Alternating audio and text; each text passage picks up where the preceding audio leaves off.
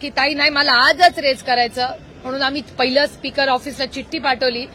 चिठ्ठीला ते म्हणले आज पॅक्ट आहे म्हणून ते म्हणले नाही ताई मला आजच रेज करायचं म्हणून आम्ही स्पीकर साहेबांना जाऊन भेटलो. त्यांनी पहिल्या दिवशी परवानगी ते म्हणले अहो स्टेट इश्यू आहे तर ते म्हणले स्टेट इश्यूचा विषयच नाही हा रेज करायलाच पाहिजे. आणि परभणी आणि बीड ह्या दोन्ही केसेसमध्ये बजरंग अप्पा हा पहिला व्यक्ती आहे ज्यांनी पार्लमेंटमध्ये या दोन्ही जे कोणी गुन्हेगार असतील त्यांना फाशीची शिक्षा झाली पाहिजे ही मागणी त्यांनी केली. त्यानंतर ते या देशाचे गृहमंत्री अमित भाई शहांना भेटायला गेले. त्याचे फोटो तुमच्या सगळ्या चॅनल्सवरही होते. तिथे त्यांनी पाठपुरावा केला. ते दिल्लीत चालू असताना इथे विधान भवनमध्ये संदीप क्षीरसागरांनी पहिले ग्रहस्थ, पहिले आमदार, पहिले लोकप्रतिनिधी माणुसकीच्या नात्याने त्यांनी हा मुद्दा मांडला. त्यांनी तो जितेंद्र आव्हाडांनाही सांगितला. त्यांच्या जिल्ह्याचा होता म्हणून त्यांनी पहिलं लीड घेऊन तो मुद्दा मांडला. नंतर जितेंद्र आव्हाडांनी सातत्याने मांडला, रोहित पवारांनी मांडला, त्यानंतर सुरेश धसांनी मांडला, त्यानंतर नमिता मुंदडांनी मांडला. अशा अनेक लोकांनी हे मुद्दे गेले 30 दिवस सातत्याने मांडलेले आहेत. मी जाहीरपणे मीडियाचे आभार मानते की माणुसकीच्या नात्याने एक अतिशय क्रूर घटना, दुर्दैवी घटना ही परभणी आणि बीडमध्ये झाली. पण माणुसकीच्या नात्याने we are all on the same side. आपल्या सगळ्यांची एकच भावना आहे ही क्रूर हत्या जी झालेली आहे, चुकीची घटना जी झाली आहे त्याला न्याय मिळावा. त्यामुळे कितीही दुर्दैवी घटना असली तरी एक आशेचं किरण एवढंच आहे की सगळ्यांनी स्वतःचे राजकीय मतभेद बाजूला ठेवून माणुसकीचा नात्याने मीडिया आणि हे सगळे लोक आज उभे आहेत. आणि शेवट जोपर्यंत त्या कुटुंबाला, दोन्ही कुटुंबांना न्याय मिळत नाही तोपर्यंत माणुसकीच्या नात्याने सगळं राजकारण बाजूला ठेवून त्या कुटुंबाला न्याय देण्यासाठी आज हे सगळे प्रयत्न करत आहेत. अंजली दमानियाताई असतील त्यांच्याबद्दलही मी तुमच्या चॅनलवर सातत्याने पाहते. त्या तिथे जाऊन राहिल्या, त्यांनी अनेक प्रश्न विचारले. त्याच्यामुळे गेले 30 दिवस सातत्याने हे सगळे माझ्याबरोबर आज बसलेले श्री सुरेश धस असतील, अंजली दमानियाताई असतील, या सगळ्यांनी अनेक प्रश्न विचारलेत. काहींची उत्तरं मिळाली, काहींची नाही. मी गेले अनेक वर्ष पार्लमेंटमध्ये काम करते म्हणून मी एक थोडासा वेगळा प्रश्न ह्याच केसमधला मांडण्यासाठी यांच्या सगळ्यांच्या मदतीने आणि परवानगीने इथे बसलेली आहे. पीएमएलएचा कायदा हा ब्लॅक मनी म्हणजे काळा पैसा रोखण्यासाठी याच्यासाठी पीएमएलएचा ऍक्ट यूपीए सरकारने आणलेला आहे. त्या काळातली भाषणात काय पार्लमेंटमध्ये झालं आता हे त्या इतिहासात मी पडत नाही, पण पीएमएलए ऍक्ट आला. पीएमएलए ऍक्टमध्ये असं लिहिलेलं आहे, हा तो पीएमएलए ऍक्टचा कागद आहे, तुम्हाला सगळ्यांनाच माहिती आहे, त्याच्यात काही नवीन नाही. Offences under Indian Pinal code 45 of 1860 त्याच्यात नंबर आहे 384 आणि 389. ऑफेन्सेस रिलेटिंग टू एक्स्टॉर्शन जे हा पीएमएलएचा शेड्यूल आहे त्याच्यामध्ये एक्स्टॉर्शन हे पीएमएलए मध्ये येतं. आता मला दोनच प्रश्न सरकारला विचारायचे कारण का हे फायनान्स मिनिस्ट्रीच्या अंडर येतं. आता हा एक कागद जो सातत्याने बजरंग अप्पा आणि संदीप भैया मांडतायत तुम्हाला आधी दाखवलेला आहे की ED enforcement director ministry of finance हे केंद्र सरकारमध्ये येतं. या कागदावर असं लिहिलेलं आहे, तारीख आहे 14/3/2022 साली वाल्मिक कराडांच्या नावाने हा कागद आहे. हा तुम्ही सगळ्यांनी कदाचित तुमच्या चॅनलवर पाहिलेला आहे. हा finance ministry government of India हा कागद आहे, त्याची ही नोटीस आहे, ही तुम्ही पाहिलेली असावीच मला वाटतं. हा झाला पहिला मुद्दा, हा पीएमएलएचा आहे. आता पीएमएलएची अनेक उदाहरणं महाराष्ट्रात झालेली आहेत आणि हा एक्स्टॉर्शन त्याच्यात येतं आणि आज वाल्मिक कराड हे एक्स्टॉर्शन मध्ये आज आहे. त्याच्यामुळे माझा एकच सोपा सरळ प्रश्न सरकारला आहे, महाराष्ट्र आणि केंद्र सरकारला, की वाल्मिक कराड जर एक्स्टॉर्शन अंडर त्यांची अरेस्ट झालेली आहे तर ईडी आणि पीएमएलए हे का लावले गेले नाहीत. Very simple it is. ह्याच्यात अनेक उदाहरणं महाराष्ट्रात गेल्या 4 वर्षात आपण पाहिली आहेत. मग अनिल देशमुख असेल, संजय राऊत साहेब असतील, नवाब मलिक असतील, किती तुम्हाला उदाहरणं सांगू ज्याच्यात पीएमएलए मध्ये ज्या पद्धतीने म्हणजे देशमुख साहेब, अनिल देशमुख साहेबांची तर केस हेरसे होती. कोणीतरी म्हणलं माझ्या कानावर अशी गोष्ट आली, आजही कुठलाही प्रूफ नाही. कानानी म्हणजे एकाने सांगितलं की 100 कोटी रुपये मागितले म्हणून त्यांच्यावर पीएमएलए झाला, ईडी लागली, त्यांना अटक झाली. इथे तर आहे, हा कागद इथे आहे, याच्यामध्ये नाही तो हा कंपनीची, आता कंपनीचा कागद हा FIR आहे. ह्याच्यामध्ये या FIR आहे 11/12/24चा. त्याच्यात हा पुरा कागद आहे. हा FIR जो झालेला आहे त्याच्यात वाल्मिक कराडांचं नाव आहे. ते बघा इथे वाल्मिक कराडांचं नाव आहे आणि वाल्मिक कराडांचं नाव असताना त्या FIR मध्ये हा कोणी राजकीय व्यक्तींनी केलेला FIR नाहीये, हा कंपनीनी केलेला FIR आहे. इथे बघा अवधा कंपनीनी 2 कोटी रुपये 28/5/24 28/5/24 हे सगळे डॉक्युमेंट्स आहेत. I am happy to share them. याच्यामध्ये म्हणजे तुम्ही विचार करा की खून झाला जेव्हा संतोष भाऊंचा, तेव्हा 2 दिवस आधी ऍक्शन झाली नव्हती, जेव्हा पोलिसला माहिती होतं. आणि एक्स्टॉर्शन जेव्हा झालं, ऑलरेडी ही ईडीची नोटीस वाल्मिक कराडांच्या नावाने ऑलरेडी एक्झिस्टिंग आहे. ही असताना जेव्हा ऑफेन्स हा FIR हे बघा ऑफेन्सेस ऑफ एक्स्टॉर्शन असताना, हे सगळं असताना हा जो FIR केला त्याच्यात ऑलरेडी 22 मध्ये त्यांच्यावर ईडीची केस आहे, नोटीस आलेली आहे, ही परत आहे. तर एक्स्टॉर्शनची ही नोटीस कंपनीने केलेली असताना व्हाय इज देअर नो ऍक्शन? म्हणजे अनिल देशमुख, संजय राऊत, नवाब मलिक यांना IQ गोष्टींवर त्यांच्यावर आरोप झाले, ईडीची केस झाली, त्यांना अटक झाली. ह्या आता अवधा कंपनीच्या अधिकाऱ्यांनी मे मधील कंप्लेन आहे 28/5/24 बरोबर, 28 मे बरोबर आहे माझं काय प्लीज चुकत असेल तर प्लीज मला करेक्ट करा. पण 28 तारखेला म्हणजे May to December, May, June, July, August, September, October, November, December 8 महिने झाले. 8 महिन्यामध्ये वाल्मिक कराडांवर कंप्लेन असूनही आधीची एक केस, ही केस असताना, हा FIR झालेला असताना, करेक्ट ही तिसरी आहे. तर ह्याच्यावर ईडीचा रोल का नाहीये? माझी ईडीला विनंती आहे की फायनान्स मिनिस्ट्रीमध्ये आपण सगळ्यांनी मिळून तो बिल पीएमएलएचं पास केलेलं आहे. तर कदाचित ह्या सरकारकडून ही माहिती केंद्र सरकारला दिली गेली नसेल तर बाप्पा आणि मी फायनान्स मिनिस्ट्रीला हे पत्र लिहिणार आहे. आम्ही आता बजेट सेशन जेव्हा सुरू होऊ तेव्हा फायनान्स मिनिस्ट्रीचीही भेट घेणार आहे की या ईडीच्या केसमध्ये जर इन्व्हेस्टमेंट्स महाराष्ट्रात यायच्या असतील, असं जर एक्स्टॉर्शन झालं तर आपल्या महाराष्ट्रात कोण इन्व्हेस्टमेंट करेल? हे खूप चिंताजनक आहे. हा विषय फार गंभीर आहे. हा राजकीय विषय नाहीये, हा सामाजिक विषय आहे. महाराष्ट्रामध्ये जर असं एक्स्टॉर्शन सुरू झालं तर इन्व्हेस्टमेंट कोण करेल? आणि एवढंच नाही, त्यांनी केस केली. अहो आम्ही राजकीय म्हणून तुम्ही आम्हाला न्याय देऊ नका विरोधक म्हणून, पण इन्व्हेस्टरला पण महाराष्ट्रात न्याय मिळणार नाही. आता 6 महिने, मे टू डिसेंबर, आपण जानेवारी महिन्यामध्ये आहोत. का या कागदावर ऍक्शन केलेली नाही? का ईडी आणि पीएमएलएची ऍक्शन झाली नाही याच्यावर? याचं उत्तर आम्हाला द्यावं लागेल. आणि माझे 3च प्रश्न या सरकारला आहेत की संतोष देशमुखांचा हत्या हा एक केस आणि दुसरी फायनान्शियल फ्रॉडची. फायनान्शियल थ्रेट किंवा क्राईम जर झाला तिथे लॅब्स असेल तर ईडी गेट्स इन्व्हॉल्ड. का ईडी याच्यात इन्व्हॉल्व झालेली नाही? 2 दिवसाची गॅप, पुन्हा सांगते हे आता इंटरकनेक्टेड आहे. म्हणजे वाल्मिक कराडांना ही स्पेशल ट्रीटमेंट सातत्याने का दिली जाते? 2 दिवस जेव्हा धमकी दिली, 2 दिवस तेव्हा जर पोलिसने ऍक्शन घेतली असती तर कदाचित संतोष भाऊंची हत्या झाली नसती. आणि 6 महिने हे जर एक्स्टॉर्शन वर पीएमएलए जर ऍक्शन घेतली असती तर कदाचित अवधा कंपनीच्या पुढे एक्स्टॉर्शनचा इश्यूच राहिला नसता.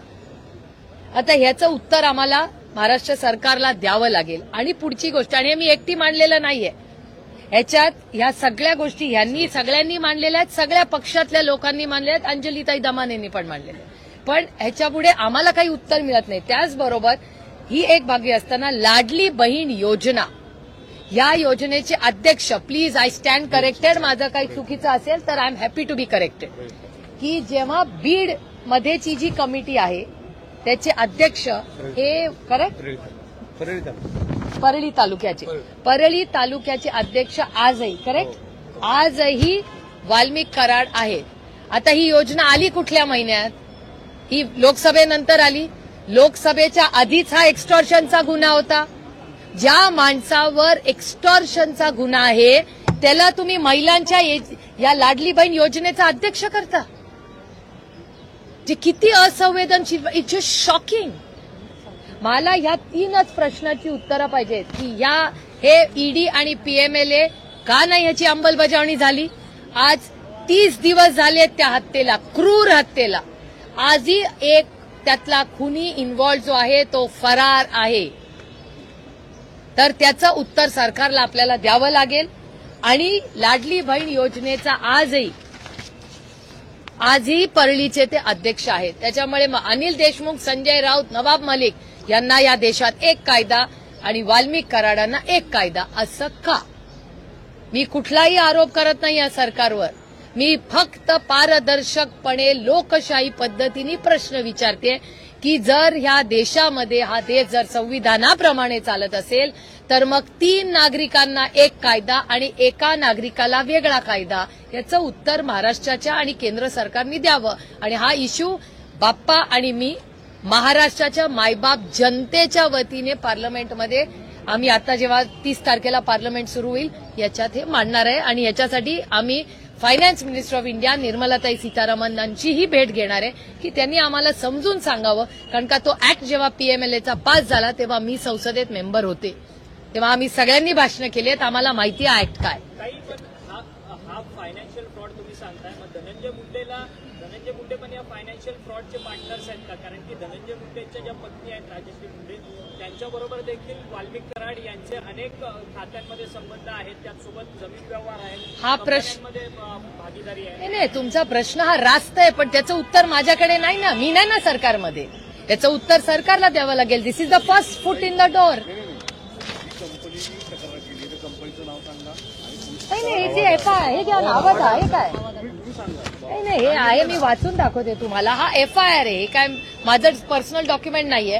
हा एफआयआर आहे, हे बघा इथे लिहिलेलं आहे सगळं. तारीख काय आहे? 11/12/24. हे लेटेस्ट आहे. ह्याच्यात आहे वाल्मिक कराड, विष्णू चाटे आणि Sudarshan Gule. I am happy to share this document. आणि त्याचबरोबर हे लिहिलेलं आहे, हे बघा इथे लिहिलेलं आहे. हे सगळं अवधा एनर्जीज प्रकल्प कार्यातून हजर नसताना माझा मोबाईल वगैरे वगैरे हे 2 करोड रुपये सांगितले होते. त्यानंतर वेळोवेळी विविध लोकांनी मोबाईलवरून प्रत्यक्ष अप्रत्यक्षरित्या प्रकल्प काम बंद न ठेवल्यास मारहाण करणं व जीवे मारण्याची धमकी दिलेली आहे. हे याच्यात लिहिलेलं आहे. This is not. हे बघा. आणि 28/5/11 वाजता हे सगळं झालेलं आहे. हे सगळं माहिती ह्या एफआयआर मध्ये. नाही, ही बघा, ही ती कंप्लेन आहे.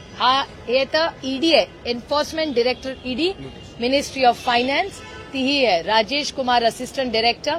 I consider the attendant of Shri Valmik Karad necessary in connection with investigation. आता हे इन्व्हेस्टिगेशन काय मला नाही माहिती. ही नोटीस आलेली आहे, ही फायनान्स मिनिस्ट्रीची नोटीस आहे ना. पुढे काय झालं? इतका दिवस होत सुद्धा धनंजय मुंडे यांचा राजीनामा होत नाही, कारण की जिथे पोलिसांना बदललं जातं, जे एसआयटी तपास पथक आहे त्यातले अधिकारी बदलले जातात, पण मात्र मंत्रिमंडळ कायम राहतात. त्याच्यावरती तपासावरती प्रभाव निर्माण होणार नाही. मला असं वाटतं याचं उत्तर आहे, मी गेले अनेक दिवस म्हणते, त्यांची मागणी ही फक्त आमच्या कुणाकडून होत नाहीये, फक्त राज्यातून भावना आहे. आणि सरकार काय असतं? सरकार ही लोकांच्या सत्ता काय असते? सत्ता हे माध्यम आहे लोकांच्या आयुष्यात एक चांगला बदल घडवण्यासाठी. तर जर चांगला बदल घडवण्यासाठी ती सत्ता असते. It is a tool. ते एक माध्यम आहे, ती एक सेवा आहे. तर ती सेवा करण्यासाठी आता तुम्हाला माहिती आहे की अशोक चव्हाणांनी पण नैतिकतेने दिलाच होता राजीनामा. अशी किती उदाहरणं महाराष्ट्रात नाही देशात झालेली आहेत. अहो, एक काळ असा होता की एखादा रेल्वे ऍक्सिडेंट झाला ना तर रेल्वे मंत्री राजीनामा द्यायचे. Lal Bahadur Shastri, you remember those, ते होते. किती लोकांनी असे दिलेले आहेत. तर नैतिकतेच्या जी काय भावना आहे ती सगळ्या चॅनल्सवर आहे. आज 30 दिवस झालेले आहेत. आजही तुमच्या चॅनलवर त्या मुलीचे अश्रू बघून अस्वस्थ व्हायला, म्हणजे काय माणुसकी राहिली आहे का नाही. त्या मुली, काल कुठल्या तरी एका चॅनलवरच मी पाहिलं, त्या मुलीचा भावाचा वाढदिवस होता. म्हणजे अस्वस्थ, म्हणजे मला आश्चर्य वाटतं की ह्या सरकारमध्ये काही संवेदनशीलता राहिली आहे का नाही? आणि एकच गोष्ट म्हणजे एवढ्या अंधारामध्ये एकच आशेचं किरण आहे की आज भारतीय जनता पक्ष आणि त्यांचे काही मित्र पक्षात आजही काही संवेदनशील नेतृत्व आहे. सुरेश धस, सोलंकीजी हे बोलतायत. त्याच्यामुळे मला आशेचं किरण आहे की एवढे ह्या संवेदनशील नेत्यांनी ह्या सगळ्यांबरोबर सगळे राजकीय इलेक्शन होतात आणि जातात, माणुसकीच राहते, नातीच राहतात. नाही, गृहमंत्रालयाचं हे फेल्युअर आहे का? कारण की आज 1 महिना होतोय हत्येला आणि तरी देखील कृष्णा आंधळे नावाचा जो 7वा आरोपी आहे तो अजून देखील अटकेत नाहीये. पोलीस आपला तपास करताना, परंतु पोलिसांना यश प्राप्त होत नाहीये. मला महाराष्ट्राच्या पोलिसांचा खरं सांगू सार्थ अभिमान. मला महाराष्ट्राचे पोलिसांबद्दल म्हणजे जेव्हापासून मी लहानपणापासून बघते त्या वर्दीचा मला अभिमान आहे, त्या व्यक्तींचा मला अभिमान आहे. एक कॉम्पिटेटिव्ह एक्झाम घेऊन या पोलीस मध्ये भरती होतात, कष्टांची परिकाष्ठा करतात. न्यू इयरला आपण सगळे एन्जॉय करतो तेव्हा ते ड्युटीवर असतात. पण ती जी यंत्रणा त्यांच्या मागे, पोलीस वाईट नाहीये, पोलीसच्या मागे जी व्यक्ती आहे जी त्याला चुकीचं काम करायला लावते, अनेक वेळा अशी घटना महाराष्ट्रात झालेल्या आहेत ज्या पोलिसांनी सांगितलंय बाबा हे मी करू शकत नाही, मग बदली पण झालेली. त्यामुळे ह्या गोष्टीचा विचार. आणि दुसरं आता हा फायनान्शियल फ्रॉडचा पण उत्तर द्यावंच लागेल ना. म्हणजे 2 केसेस आहेत त्या, एक फायनान्शियल फ्रॉड ईडी आणि पीएमएलएची आणि दुसरी खुनाची. खून झाला या देशातल्या राज्यातल्या एका मुलाचा. त्या कुटुंबाला न्याय नाही देणारी नैतिकता गेली कुठे या समाजातली? हा प्रश्न आणि या सरकारमधली हा प्रश्न मला पडतो. उपमुख्यमंत्री मॅडम, गृहमंत्री आणि उपमुख्यमंत्री नरेंद्र मोदी यांना पाठीशी घालतात असं वाटतंय? आय मीन बोला 100% घालतायत. ही भावना आहे लोकांची, अस्वस्थ करणारी गोष्ट आहे. कोणी या सगळ्याचा विचार आपण सगळ्यांनी केला पाहिजे. हा काय आम्ही राजकीय म्हणजे माझं तर म्हणणं आहे राजकारण याच्यात कोणीही आणू नये या मताची मी. हा राजकीय विषयच नाही, हा एक सामाजिक माणुसकीचा विषय आहे. त्याच्यामुळे आपण सगळ्यांनी मिळून, आणि मी मीडियाचे मनपूर्वक आभार मानते की तुम्हीही जे सहकार्य या सगळ्यांना केलं, राऊंड द क्लॉक तुम्ही 24 तास ती स्टोरी फॉलो करता. कारण का आणि जो पत्रकार बीडला जाऊन आलाय तो पत्रकार प्रत्येक जण इधर कॅमेरा किंवा ऑफ कॅमेरा रडलेला आहे का नाही मला खरं सांगा. अस्वस्थ झालेले आहेत पत्रकार तिथे आलेले. प्रचंड दहशत आहे तिकडे आणि दहशत महाराष्ट्रात आम्ही टिकू देणार नाही. मग कुठल्याही पक्षाची असू दे, काय माणुसकी आहे का नाही? हो, दहशत या विषयावर सांगतो, तुमच्यातला एक पत्रकार दहशतीला घाबरून सगळे विषय सोडून पुण्याला निघून आला. तुम्ही चौकशी करा. तो अतिशय चांगली पत्रकारिता करत, खूप दिवसानंतर ग्राउंड रिपोर्ट येत होते, त्याच्या मागे लोक ठेवली, तो जिथे जाईल तिथे लोक गेली. शेवटी तो इतका अस्वस्थ झाला की तो तिथलं सगळं पत्रकारिता वगैरे सोडली आणि घरी निघून आला. तुम्हाला सगळ्यांना नाव पण माहिती आहे, मी नाव नाही घेत, त्याला मला अडचणीत नाही आणायचं आहे. पण हे अनफेअर आहे यार, हे काय चालू आहे? माझी महाराष्ट्राच्या माननीय मुख्यमंत्र्यांना विनम्र विनंती आहे, एक आई म्हणून, एक महिला म्हणून, एक नागरिक म्हणून आणि एक लोकप्रतिनिधी म्हणून. कधी तर एवढी मोठी मेजॉरिटी या सरकारला मिळाली, ब्रूट मेजॉरिटी इंग्रजी, एवढा मोठा संख्याबळ त्यांना मिळालंय. 1-2 कुटुंबांना एवढी मेजॉरिटी मिळाल्यावर आपण न्याय नाही देऊ शकत. दोन्ही कुटुंबांना न्याय द्यायची नैतिक जबाबदारी या सरकारची आहे. परभणी आणि बीड दोन्ही घटना असो, न्याय हा मिळालाच पाहिजे आणि माणुसकीच्या नात्याने अतिशय संवेदनशीलपणे. आणि ह्याचा तर मी आणि बाप्पा आता जेव्हा दिल्लीला जाऊ तेव्हा आम्ही फायनान्स मिनिस्ट्रीकडे आणि बाप्पा परत अमित शहांना भेटायला जाणार आहेत. कारण का त्यांनी वेळ मागितलेली आहे, तर ते होम मिनिस्ट्रीच्या कामानिमित्त ते जाणार आहेत. तिथे पुन्हा ते न्याय मागण्यासाठी दिल्लीला जाणार आहेत आणि फायनान्स मिनिस्ट्रीच्या मध्ये आम्ही दोघंही एकत्र मिळून फॉलोअप करणार आहोत. परभणी आणि बीड दोन्ही ते बाप्पा बोला ना, बीड आणि परभणीचं बीड आणि परभणीचे जे विषय झालेले आहेत, बीडचा सुद्धा एवढा वाईट विषय किती दिवसांना आम्ही लावून धरतोय आणि याच्यासाठी अमित शहा यांची वेळ मला ताईंनी मागच्या वेळेस मी घेऊन दिली आणि आता पण वेळ मिळते. मी जाणार आहे त्यांना भेटून आणि या आरोपीला अटक झाली पाहिजे. ह्याच्यात जे आमच्याकडे हा सामूहिक गुन्हा आहे, एक नाही टोळी युद्ध चालू आहे. बीड जिल्ह्यामध्ये एक माणूस करतो पण त्याच्या मागे अशा 1000 लोक तयार केले त्यांनी. म्हणजे जे लोक की गुंड तयार करायचा फॅक्टरी आमच्या बीडमध्ये आहे. आणि ते थांबली पाहिजे. किती आणि दुर्दैव. मुख्यमंत्र्यांनी सुद्धा सांगितलं की आम्ही मोकोका लावणार, सगळ्याला सामूहिक गुन्हेगार डिक्लेअर करणार, पण आणखी तर काही 1 महिन्यात काही झालं नाही. आणि आता ह्या गोष्टीसाठी आम्ही सर्वजण आणखी एकदा अमित भाईची माझी मागणी अशी होती की ताईंनाही सर्वजण आम्ही की आम्हाला सीबीआय चौकशीची मागणी करायची होती, ज्याने की महाराष्ट्र पोलिसांवर दबाव जर असेल तर कमीत कमी केंद्रातून तरी होईल. नाही जाऊन भेटणार ना मी फायनान्स मिनिस्टरला. म्हणजे बाप्पा आता होम मिनिस्ट्रीला जाऊन भेटणार. परभणी आणि बीड दोन्ही केसेससाठी बाप्पा दिल्लीला चाललेत. ते दिल्लीच्या होम मिनिस्ट्रीची गृहमंत्र्यांची भेट घेणार आहेत दोन्ही केसेससाठी, बीड आणि परभणी. आणि मी स्वतः जेव्हा दिल्लीला जाईन आता पार्लमेंटसाठी, तेव्हा आम्ही दोघं मिळून पीएमएलएची जी केस आहे, कारण का it's a clear PMLA ED case, it's evident. मग ईडी का नाही ऍक्शन घेते? अनिल देशमुखांवर हिअरसेवर तुम्ही ऍक्शन घेता, तुम्ही संजय राऊतांना अटक करता, तुम्ही नवाब मलिकांना अटक, या सगळ्यांना अटक होते. मग वाल्मिक कराडांना 2 वर्षापूर्वी ईडीची नोटीस आली. ही क्लिअर पीएमएलएची केस आहे आणि हे आम्ही नाही केलेली कोणी केस. ही अवधा नावाची जी कंपनी आहे, एफआयआर मध्ये नाव आहे. This is nothing is manufactured, it is factual. आणि माझं म्हणणं एवढंच आहे की या राज्यामध्ये जर अशा केसेस एक्स्टॉर्शनच्या झाल्या तर it will hurt the investment of the state. या राज्यामध्ये इन्व्हेस्टमेंट करणारा आज मी काल 1 नेशन 1 इलेक्शनच्या मीटिंगसाठी दिल्लीला गेले होते. 30-35 खासदार मला तिथे लॉबीमध्ये भेटले. जो भेटे मला एकच प्रश्न विचारले, सुप्रिया तुम्हारे महाराष्ट्र में बीड और परभणी में क्या हो रहा है? प्रत्येकाला सांगून सांगून थकून गेले मी की मला इतकं वाईट वाटलं की ज्या महाराष्ट्राबद्दल सार्थ अभिमान आम्हाला सगळ्यांना आहे की या देशामध्ये या राज्यात क्राईम होत नाही, समतेची भाषा, या राज्यांनी दिशा द्यायचं काम केलं. त्या महाराष्ट्रामध्ये एक गरीब कष्ट करणाऱ्या स्वतःच्या कर्तृत्वाने कष्टाने उभं राहिलेल्या 2 कुटुंबाच्या मुलांचा अशी हत्या होते.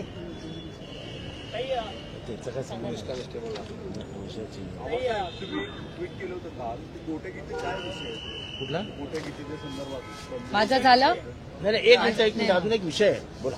हा थांबा, त्यांना इथे बसू दे, मग मी चालतो. नाही त्याला इथे बसू. राजेसाहेब देशमुख आहेत. एक मिनिट. हे राजासाहेब देशमुख हा आपला उमेदवार होता. आता सत्य कहाणी सांग, ही आजपर्यंत महाराष्ट्राला समोर. या ठिकाणी आपण जर पाहिलं असेल तर पळी या तालुक्यामध्ये, पळी या मतदारसंघामध्ये कुठलाही कायदा राहिला नाही. आणि मी या ठिकाणी शरद पवार गटाचा उमेदवार होतो. पक्षाचा उमेदवार असताना 201 बूथ वर एकही माणसानं मतं केलेले नाही. एकच माणूस मतदान करतो. माणूस येणार, 1000-2000 असे स्टॉल लावून पैसे वाटप.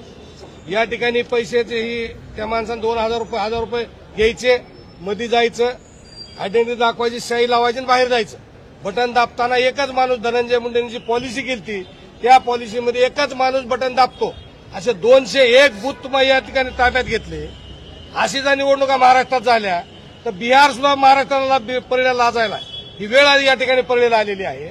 आता तेवढंच नाही तर ही बोगस मतं व्हायला. बाप्पाच्या निवडणुकीमध्ये लोकसभेमध्ये मतदान बोगस झाले. याच्यावर कोर्टात गेलो, हायकोर्टात गेलो.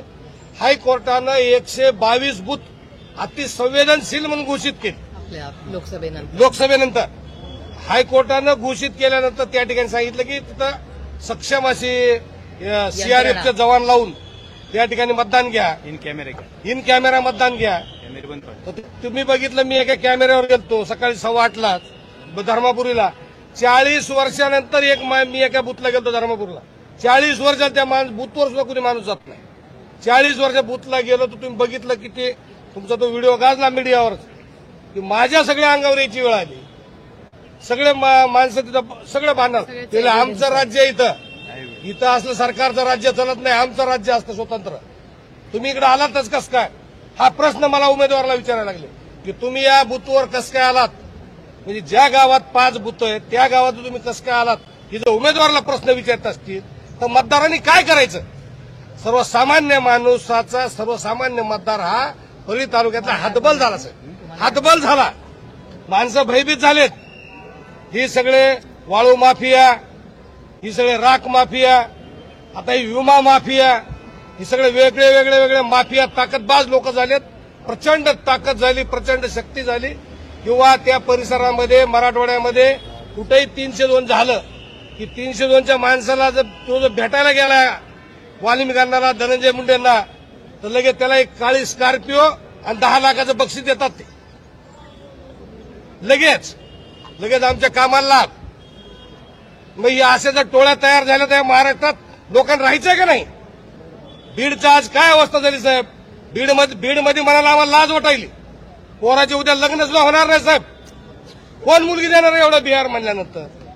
काय परिस्थिती झाली साहेब? प्रत्येक माणूस हा तिथला हातबल झालाय. कुणाची बोलायची ताकद राहील नाही, शक्ती राहील नाही. या ठिकाणी मी खासदार साहेब असतील, मी आमचे आमदार संदीप भाई असतील, यांचं मी अभिनंदन करतो. किमान प्रश्नाला सुरुवात केली. जितेंद्र आव्हाड साहेबांचं मी अभिनंदन करतो की बीडमध्ये येऊन प्रश्न मांडला. हे वंजारा नाहीत का मग? तुम्ही एकाचं नाव घेताय. यापूर्वी बीडमध्ये क्षीरसागर कुटुंबियांचा विषय होता, त्याविषयी काय बोलणार आहात का? इतर विषयांविषयी बोलणार आहात का नाही? आम्ही आता मी याचं उत्तर देते. थांबा. हा विषय अंतर करताय. कुलकर्णी साहेब गेले महिनाभर तू माझ्याशी बोलतोय. त्याच्या मनातल्या व्यथा मला माहिती आहेत. बोलण्याची हिंमत होत नव्हती. तुम्ही जा बीडमध्ये, मी तुम्हाला घरं सांगतो ज्यांच्यावर अन्याय. गुन्हेगारीविषयी विचारतो आव्हाड साहेब. नाही, पण त्याच्याबरोबर जे घडलं ते तो सांगेल ना. मी सांगते. एक मिनिट जितेंद्र सांगते. तुमचं म्हणणं अगदी मान्य आहे. कोणीही गुन्हेगार करत असेल, कुठल्याही पक्षाचा असेल, तर हा देश संविधानाने चालतो. कुणाच्याही मनमार्जीने चालला नाही पाहिजे. हे मत आमचं आहे आणि पक्षाचं आहे. कोणीही असू दे. मग मी असेल तरी मग मला मी चूक केली ना, मला पण फाशी द्या, हे माझं म्हणणं. त्याचे 200 थांबा, त्यांचं म्हणणं वेगळं आहे. हे मी केलं तरी मला फाशी द्या, ही आमच्या पक्षाची लाईन. भैया पहला मराठी होने दो, उसके बाद मैं आपको अलग से टाइम दूं. चल रहा है. थँक्यू. नाही, पार्लमेंटमध्ये जाऊन ह्यांच्याशी फायनान्स मिनिस्ट्रीशीच बोलायला लागेल ना, कारण की इट इज मिनिस्ट्री ऑफ फायनान्सनी जर नोटीस पाठवली. आणि मला कायची म्हणजे वाल्मिक कराड हा ओनली इश्यू नाहीये. ह्याच्या पुढचा विषय तुम्ही विचार करा. ही इन्व्हेस्टमेंट तुमच्या माझ्या महाराष्ट्रात आलेली आहे. महाराष्ट्रात इन्व्हेस्टमेंट येणार आणि वाल्मिक कराड व्यक्तीचा नाही, या प्रवृत्तीचा प्रॉब्लेम आहे आम्हाला. For us Valmik Karad is mister X. काय म्हणजे एक वाल्मिक कराड ह्याचा वैयक्तिक आमचा काही संबंध नाही, आमचा काही इश्यूच नाहीये. माझं म्हणणं ही प्रवृत्ती थांबली पाहिजे. जर महाराष्ट्रात इन्व्हेस्टमेंट यायला हवी असेल तर extortion has to stop. STOP थांबलं पाहिजे. तर कोण इन्व्हेस्टमेंट करणार? आणि जर एवढ्या मोठ्या कंपनीज इन्व्हेस्टमेंट करत असतील आणि त्यांना जर पोलीस स्टेशनमध्ये जाऊन न्याय मिळत नसेल तर काय करावं तुम्ही मला सांगा. इथे आपण म्हणतो रोल काय ते मॅग्नेटिक महाराष्ट्रामध्ये बसतं का? तर नाही बसत. इट इज ह्याच्यात महाराष्ट्राचं नुकसान होतंय. तुम्ही फक्त काय त्यांचं नाव वाल्मिक कराड हा केंद्रबिंदू नाहीच आहे. आपल्याला ही प्रवृत्ती थांबायची आहे, कारण का महाराष्ट्रात सुसंस्कृत महाराष्ट्राला हे शोभत नाही. आपण इन्व्हेस्टमेंट्सला लाल कार्पेट दिलं पाहिजे. या तुम्ही इन्व्हेस्टमेंट करा, आम्ही आहोत तुमची सेवा करण्यासाठी.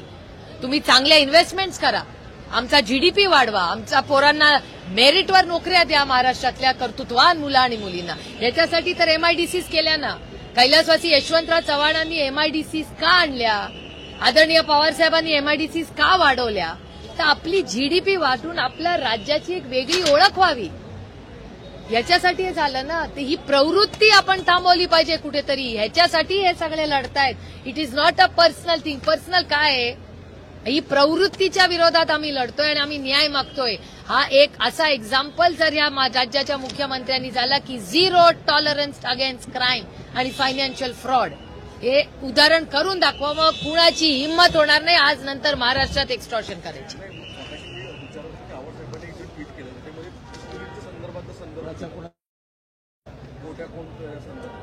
मोठ्या गीताचं नाव का घेतलं? बापू आंधळेला ज्यांनी गोळी मारली. हे बघा, हे एका केसपुरतं मी बोलत नाहीये. ह्याच्या आधी घडलेल्या सगळ्या गुन्ह्यांमध्ये वाल्मिक कराडचंच का नाव येतं? हा जे बोलला ना की लोक बोलत नाहीत. रामकृष्ण भांगर 8 महिने फरार आहेत, घराला टाळं लावलंय. त्यांच्या घरी जाऊन त्यांच्या पोरीला दम दिलाय. तुम्हाला बीडची ग्राउंड रियालिटी माहितीच नाहीये. म्हणजे मलाही माहित नव्हती. आता लोक स्वतःहून मला फोन करतायत की साहेब हा विषय तुम्ही घ्या, हा विषय तुम्ही घ्या. माझ्याकडे 27 विषय आणून दिले लोकांनी मला सांगितलं ज्या दिवशी वाल्मिक करार 302 मध्ये जाईल बीडमध्ये फटाके वाजवून लोक कंप्लेंट करायला लागले. अहो यांनी मागणी केलीच आहे ना. सुरेश धस तुम्ही केली आहे ना मागणी. नाही, आम्ही- संदीप दादांनी केला, आम्ही तुम्ही तर केली आहे. आम्ही तर सांगतो ते तोच प्लॅनर आहे. पण तो एका गुन्हापुरता मर्यादित नाही. आम्ही ज्युडिशियल इन्क्वायरी का मागतोय? हो ज्युडिशियल पारदर्शक इन्क्वायरी ती पारदर्शक व्हावी आणि सगळ्यांना संधी मिळावी Correct. कंप्लेंट करण्याची. करेक्ट. अहो साहेब तुम्हाला गोट्या गीते ना, गोट्या गीतेला सांगितलेलं काही झालं तरी एकाला ठार करून यायचं का, तर त्यांना एक आरोपी करायचं होतं. त्या आरोपीचं नाव बबन गीते. त्यांना कुठल्याही परिस्थितीत बबन गीतेला आत घालायचं होतं जेणेकरून विधानसभेच्या निवडणुकीत बबन गीते बाहेर नाही राहिला. हा गोट्या गीतेचा काही संबंध नाही, बापू आंधळेचा काही संबंध नाही. गोट्या गीते गेला आणि बापू आंधळेला गोळी मारली. आमची एवढीच अपेक्षा आहे की बीड आणि परभणीच्या दोन्ही केसेसमध्ये दोन्ही कुटुंबाला न्याय हा मिळालाच पाहिजे. पारदर्शकपणे इन्क्वायरी झाली पाहिजे. जे कोणी त्याच्या मागे असतील त्यांना संविधानाच्या चौकटीत शिक्षा झाली पाहिजे, एवढी आमची मागणी आहे. 2 दिवस झाली चर्चा सुरू होती की तुम्ही प्रफुल्लबाईंना फोन केला, खरंच केला, गडकरी साहेबांविषयीची काही भूमिका मांडली, खरंच तशी मांडली? कारण की मला तुमच्या नावाने ही चर्चा सुरू होती. मला ह्याच्यातलं काही माहिती नाही. तो सगळ्या खासदारांनी त्यांची स्टेटमेंट्स काल तुमच्या सगळ्या चॅनलवर दिलेली आहेत. नाही तुम्ही प्रफुल्लबाईंना फोन केला एवढं मला ह्याच्यातलं काही माहिती झाला. अभी क्या है यार, अभी हो गया हमारा मीटिंग है अंदर.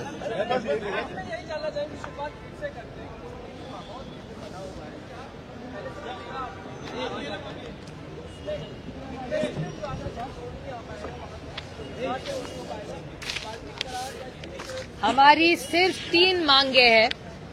हमारे भाई संदीप क्षीरसागर जी, हमारे भाई सोनावणे जी, ये 2 ऐसे गृहस्थ हैं जिन्होंने, एक ने असेंबली में और दूसरे ने पार्लियामेंट में, दोनों ने इस बारे में संक्षेप में उनकी मांग दोनों जगह रखी है. सोनावणे जी अमित शाह जी को भी मिल चुके हैं. बीड और परभणी दोनों ही घटनाओं के बारे में उन्होंने अमित भाई शाह से न्याय मांगा है कि भैया पारदर्शक पड़े इंक्वायरी हो. और हमारे सिर्फ 3 सवाल है जिसके बारे में संदीप क्षीरसागर जी भी बोल चुके हैं और उनकी मांग रही है और बजरंग अप्पा जी की भी मांग रही है. 3 हमारी मांगे हैं. पहली मांग कि ये जो फाइनेंशियल फ्रॉड है, एक्सटॉर्शन जो होता है, वो पीएमएलए और ईडी के आता है, उनके दायरे में आता है. तो अगर उनके दायरे में वो आ रहा है और वाल्मीकि कराड़ इनका नाम यहाँ है, जिनको अरेस्ट किया है, जो आप ही के हमारे चैनल से पता चला कि उनका नाम बहुत बार आ रहा है. उनको एक ईडी का एक नोटिस आया था फाइनेंस मिनिस्ट्री से, दिल्ली से. वो आया था 14/3/22 को. तो इसका आगे क्या हुआ, एक सिंपल सा सवाल है. और एक्सटॉर्शन को इस देश में जब कायदा बना था तब मनमोहन सिंह जी की सरकार थी और एक्सटॉर्शन को पीएमएलए और ईडी के दायरे में ये आता है. तो अगर एक्सटॉर्शन की केस हो चुकी है, उसका एफआईआर है, तो क्यों नहीं ये ईडी और पीएमएलए में ये केस पे एक्शन क्यों नहीं लिया जा रहा है? ये हमारा पहला सिंपल सा सवाल है. दूसरा हमारा ऐसा सवाल है कि आज तक अरेस्ट बहुत सारी हो चुकी है, लेकिन आज भी एक खूनी है जिसपे आरोप है, उसको अरेस्ट नहीं हुआ. आज 30 दिन हुए. रोज हम टीवी पे उनके जो बच्चे देखते हैं, उनका दुख हमसे किसी से देखा नहीं जा रहा है. ये सब जा चुके हैं, बहुत बार फैमिली से मिल चुके हैं. आदरणीय पवार साहब ने उनको वायदा किया है, उन बच्चों की सारी जिम्मेदारी हम सब प्यार से लेंगे. हम इसमें कोई भी राजनीति नहीं लाना चाहते. ये राजनीति की बात है ही नहीं, ये इंसानियत की बात है. और भले बीजेपी के हो, अजीत पवार के पार्टी के एमएलए हो, बहुत सारे ऐसे महाराष्ट्र के संवेदनशील नेता है जो साथ में इंसानियत के नाते आज ये केस के खिलाफ पूरी ताकत से लड़ रहे हैं, क्योंकि उनको लगता है ये दोनों जो फैमिली है, जो बीड़ और परभणी के, दोनों को न्याय मिलना चाहिए. दोनों हत्या है, चैनल पे रोज दिखाया जा रहा है. और मैं मीडिया की तहे दिल से आभारी हूँ कि 30 दिन से आप भी ये जो विषय है वो बहुत सीरियसली ले रहे हैं। और हमारा और एक सवाल है कि 2 दिन का गैप था पुलिस, अगर वो 2 दिनों में अगर पुलिस ने सुना होता तो शायद हमारे भाई संतोष जी आज जिंदा होते। और जो केस एक्सटॉर्शन का हुआ था वो 6 महीने पहले, अवधा नाम की जो कंपनी है, 6 महीने उसका एफआईआर यही है, उसके सारे डिटेल्स आप ही के पास है। तो ये यहाँ लिखा हुआ है कि 6 महीने पहले की ये बात है। तो 6 महीने में एक्सटॉर्शन अगर पीएमएलए और ईडी की दायरे में आता है तो इस पे एक्शन क्यों नहीं लिया गया, और नहीं लिया गया तो आप कब लेंगे, ये हमारा सवाल है। और तीसरा सवाल है कि लाडली बहन योजना ये लोकसभा के बाद आई, तब तक तो ये तो केस आ चुका था। ईडी, पीएमएलए, एक्सटॉर्शन, मर्डर, सारे जो आरोप इस दुनिया में हो सकते सारे इस गृहस्थ पे थे, श्री वाल्मीकि कराड जी। अगर उनको इतनी सारी नोटिस आई थी तो लाडली बहना योजना के अध्यक्ष परली पे ये श्री वाल्मीकि कराड उनको कैसे किया गया? जिस आदमी पे एक्सटॉर्शन का आरोप है उसको आप लाडली बहन के योजना का अध्यक्ष करेंगे? और 6 महीने से ये चल रहा है, ये आज की बात नहीं है। संदीप भैया हो, बजरंग सोनावणे, सारे सवाल पूछते गए लेकिन सुनने वाला कोई नहीं था। और उसके बाद ये जब हत्या हुई तो क्या हमको अगर इनकी बात सुनी होती तो हमारे भाई संतोष आज जिंदा होते? इसका जवाब और हिसाब देना पड़ेगा। दिल्ली विधानसभा चुनाव के लिए be serious about this issue. अभी मुझे क्या पता, इसका जवाब सरकार को देना पड़ेगा ना। महाराष्ट्र सरकार के जवाब है, मैं तो विपक्ष में हूँ, और मैं यहाँ विपक्ष के नाते नहीं आऊं, हम इंसानियत के नाते यहाँ बैठे। इंसानियत के नाते आज इस सरकार की जिम्मेदारी है कि जो सारे पार्टी के, सुरेश धस जी हो, अंजलि दमानिया जी हो, सोलंकी जी हो जो अजीत पवार के पार्टी से है, तो वो मिसेस मुंदरा हो जो वहां की सांसद ये विधायक है, उन सारों ने साथ मिलके इंसानियत के नाते इसका जो भी न्याय हो, उस फैमिली को जब तक न्याय नहीं मिलेगा हम राजनीति से उठ के इंसानियत के नाते ये दोनों फैमिलीज, परभणी और बीड़ की फैमिलीज के लिए पूरी ताकत से इंसानियत के नाते लड़ेंगे।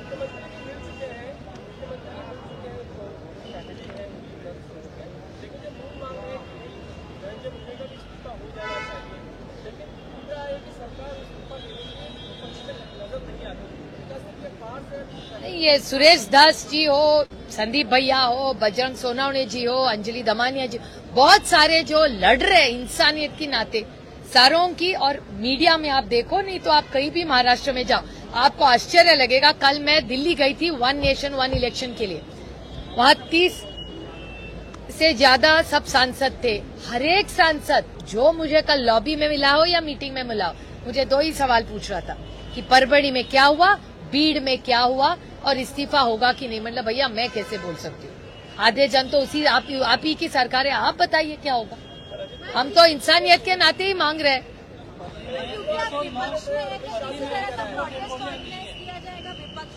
ये विपक्ष की बात ही, कोई भी प्रोटेस्ट विपक्ष के तरह नहीं है। ये पूरी केस इंसानियत के नाते ही लड़ी जाएगी। ये कोई विपक्ष और सत्ताधारी का सवाल ही नहीं है, इंसानियत का सवाल, न्याय का सवाल है, संविधान का सवाल। एक minute, 1 question at a time.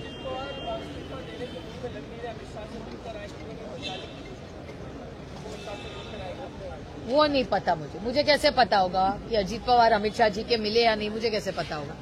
109 ऑडियन ये पब्लिक में और बार-बार हमेशा धनंजय मुंडे और वाल्मीकि कराड के सवाल उठाए जा रहे हैं, लेकिन इस तरह से धनंजय मुंडे की आवाज नहीं हो रही है। वाल्मीकि कराड आज भी एक्सटॉर्शन के मामले में आरोपी है, जो संतोष देशमुख का मामला है।